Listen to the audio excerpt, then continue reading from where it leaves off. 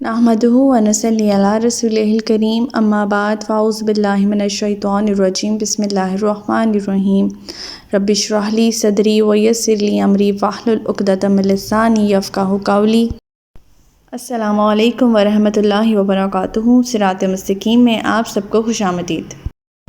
پچھلے سبق میں ہم نے پڑھا تھا کہ اللہ تعالیٰ فرماتے ہیں کہ اہل کتاب نے اپنے علماء اور مشائخ کو اپنا رب بنا لیا، اور مسیح عیسیٰ ابن مریم کو بھی، حالانکہ انہیں حکم دیا گیا تھا کہ ایک اللہ کے سوا کسی کی عبادت نہ کریں جس کے سوا کوئی الہ نہیں۔ اللہ تعالیٰ ان چیزوں سے پاک ہے جو وہ شریک ٹھہراتے ہیں۔ اللہ تعالیٰ فرماتے ہیں کہ یہ وہ چاہتے ہیں کہ اللہ کے نور کو اپنی پھونکوں سے گل کر دیں، لیکن اللہ کو یہ بات منظور نہیں، وہ اپنے نور کو پورا کر کے رہے گا، خواہ یہ بات کافروں کو کتنی ہی بری کیوں نہ لگے۔ ساتھ ہی اللہ تعالیٰ فرماتے ہیں کہ اللہ ہی کی وہ ذات ہے جس نے اپنے رسول کو ہدایت اور دین حق کے ساتھ بھیجا تاکہ اس دین کو سب ادیان پر غالب کر دے، خواہ یہ بات مشرکوں کو کتنی ہی ناگوار کیوں نہ ہو۔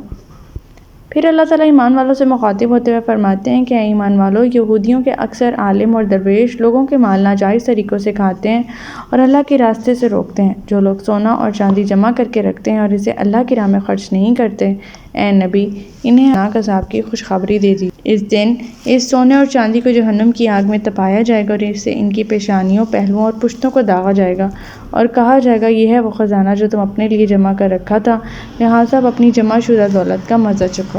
ہمارا آج کا سبق آیت نمبر 36 سے لے کر آیت نمبر 40 تک ہے، تو آج کا سبق شروع کرتے ہیں۔ بسم اللہ الرحمن الرحیم۔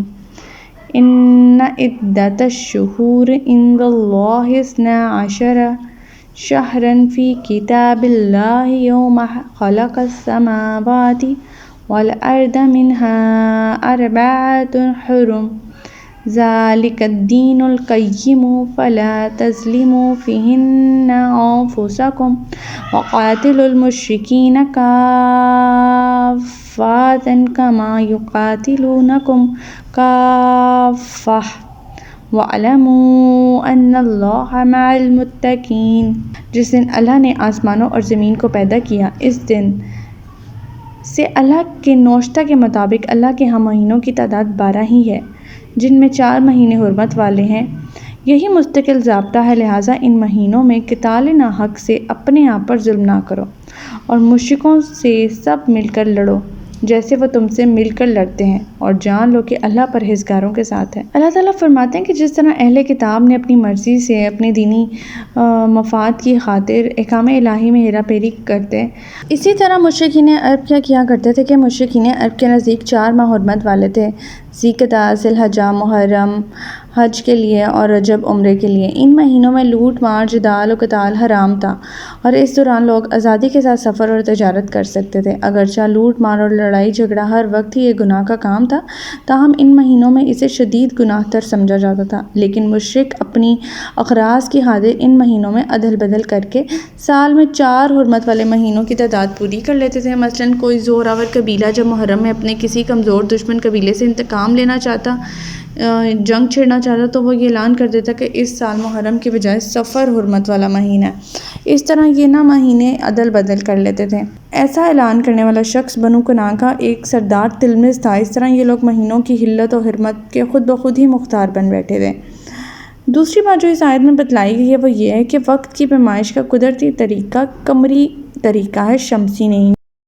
ہمیں جو یہاں 2 قسم کی ہدایات دی گئی ہیں وہ یہ ایک ہے کہ حرمت والے مہینوں میں جنگ کی ابتدا کبھی بھی مسلمانوں کی طرف سے نہیں ہونی چاہیے۔ ہاں اگر مشرک لڑائی چھیڑ ہی دیں تو پھر تمہیں ان سے لڑنے کی اجازت ہے۔ دوسرا یہ کہ جس طرح مشرکوں کے سب قبائل اپنی باہمی رنجشیں چھوڑ کر تمہارے مقابلے میں متحد ہو جاتے ہیں، اسی طرح تمہیں بھی ان کے مقابلے میں متحد اور ایک ہو کر مقابلہ کرنا چاہیے۔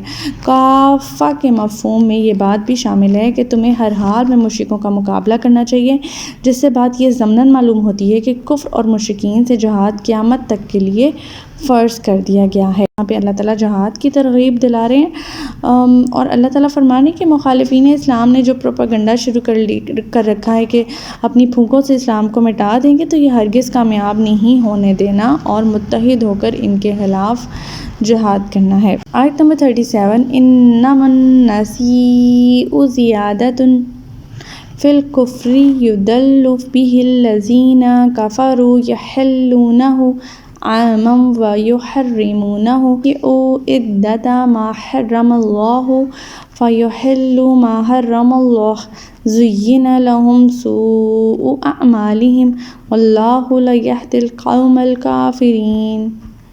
مہینوں کو پیچھے ہٹا دینا ایک مزید کافرانہ حرکت ہے جس سے کافر گمراہی میں پڑے رہتے ہیں۔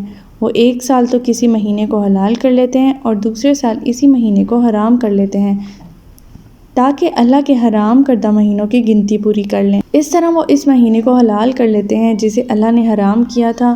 ان کے لیے ان کے برے اعمال خوشنما بنا دیے گئے ہیں اور اللہ کافروں کو سیدھی راہ نہیں دکھلاتا۔ لیپ کا طریقہ کیوں کا رائج ہوا اور لیپ کے ذریعے سالوں میں ایک حج گم کر دینا، جس طرح ہم لیپ ایئر پڑھتے ہیں۔ مہینوں کو آگے پیچھے کر لینے کا ایک دوسرا طریق بھی مشرکین عرب میں رائج ہو چکا تھا اور وہ یہ تھا کہ ہر قمری سال میں 10 دن زیادہ شمار کر کے اسے شمسی سال کے مطابق بنا لیتے تھے اور اسے لیپ ایئر کہا کرتے تھے۔ اس قبیصہ کا دوسرا طریقہ یہ تھا کہ ہر 3 قمری سال کے بعد ایک ماہ زائد شامل کر لیا جاتا تھا تاکہ قمری سال بھی شمسی سال کے مطابق رہے، جس کی وجہ یہ تھی کہ حج کے موقع پر بیت اللہ کے متولیوں کو اور دوسرے عبادت خانوں کے مجاوروں کو جو نذرانے پیش کیے جاتے تھے وہ عموماً غلے کی صورت میں ہوتے تھے اور غلہ پکنے کا تعلق سورج یا شمسی سال سے ہوتا تھا۔ اب وہ اس طرح قمری مہینوں میں رد و بدل کر کے اسے شمسی مہینوں کے اکارڈنگ کر لیتے تھے، محض اپنے دنیاوی مفادات کی خاطر، اور دوسرے ملکوں کی دیکھا دیکھی انہوں نے یہ کر لیا۔ چنانچہ سیدنا ابو بکر سے روایت ہے کہ رسول اللہ صلی اللہ علیہ وسلم نے حجۃ الوداع کے موقع پر فرمایا، زمانہ گھوم پھر کر پھر اسی نقشے پر آ گیا جس دن اللہ نے زمین اور آسمان پیدا کیے تھے۔ سال 12 ماہ کا ہوتا ہے، ان میں سے 4 مہینے حرمت والے ہیں، 3 تو لگاتار ہیں، ذی القعدہ، ذی الحجہ، محرم اور چوتھا رجب جو جمادی الاخر اور شعبان کے درمیان آتا ہے، اور یہ بخاری کی روایت ہے۔ آیت نمبر 38، یا ایھا الذین آمنوا ما لکم اذا قیل لکم انفروا فی سبیل اللہ اثاقلتم الی الارض ارضیتم بالحیاۃ الدنیا من الآخرۃ فما متاع الحیاۃ الدنیا فی الآخرۃ الا قلیل۔ اے ایمان والو، تمہیں کیا ہو گیا ہے کہ جب تمہیں کہا جائے کہ اللہ کی راہ میں جہاد کے لیے نکلو تو تم زمین کی طرف بچھاتے ہو؟ کیا تم نے آخرت کے مقابلے میں دنیا کی زندگی کو پسند کر لیا ہے؟ حالانکہ آخرت کے مقابلے میں دنیاوی زندگی کا فائدہ بالکل ہیج ہے، بالکل تھوڑا ہے۔ یہاں سے غزوہ تبوک کا مضمون شروع ہو رہا ہے، جس کا پس منظر یہ تھا کہ مکہ اور حنین کی فتح کے بعد جب عرب بھر میں اسلام کا بول بالا ہو گیا تو شام کی سرحد پر بسنے والے عرب قبائل اور ان کے بادشاہ غسان نے، جو کیسر روم کے ماتحت تھے، مسلمانوں اور ان کی کامیابیوں کو اپنے لیے عظیم خطرہ سمجھنا شروع کر دیا۔ مسلمانوں بلکہ اسلام کی کمر توڑنے کے لیے ایک فیصلہ کن جنگ کی تیاری کرنا بھی شروع کر دی۔ دوسری طرف عرب بھر میں شکست خوردہ مشرکین اور اس کی مدد کو موجود تھے، کیسر روم کے ماتحت جو بادشاہ تھا غسان اس کی مدد کو۔ تیسری طرف مدینہ کے منافقین نے ابو عامر راہب کی وساطت سے غسان اور کیسر روم سے ساز باز شروع کر دی، رازداریاں شروع کر دیں اور جنگ کی پلاننگ شروع کر دی۔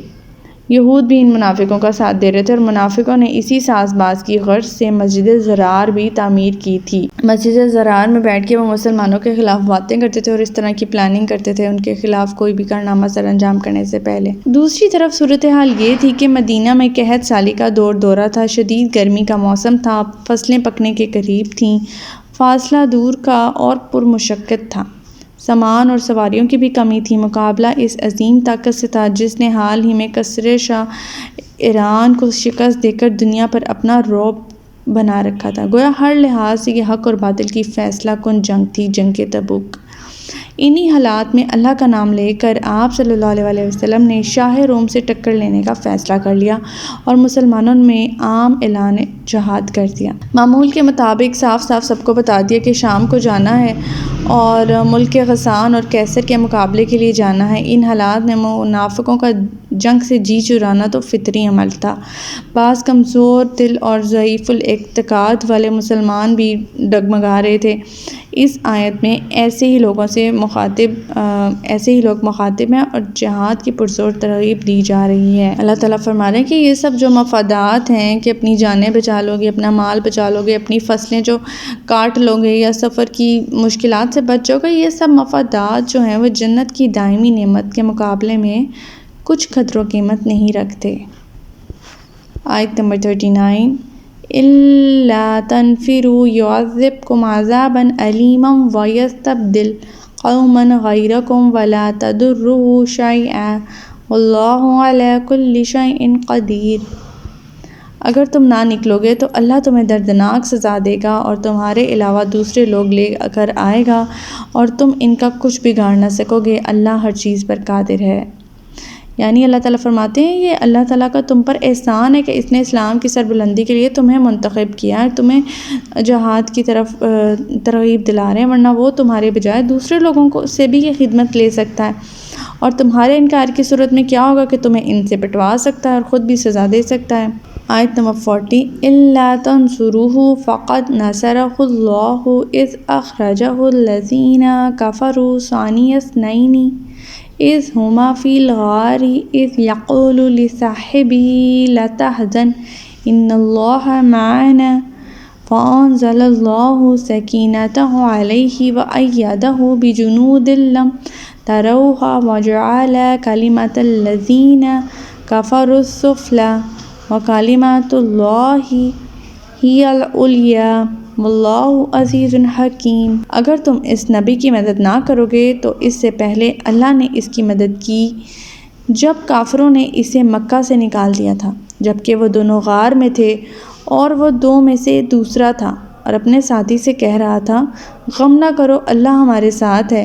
پھر اللہ تعالیٰ نے اس پر اپنی طرف سے سکون قلب نازل کیا اور ایسے لشکروں سے اس کی مدد کی جو تمہیں نہیں نظر آتے تھے، اور کافروں کے بول کو سرنگوں کر دیا، اور بول تو اللہ ہی کا بالا ہے اور اللہ ہر چیز پر غالب اور حکمت والا ہے۔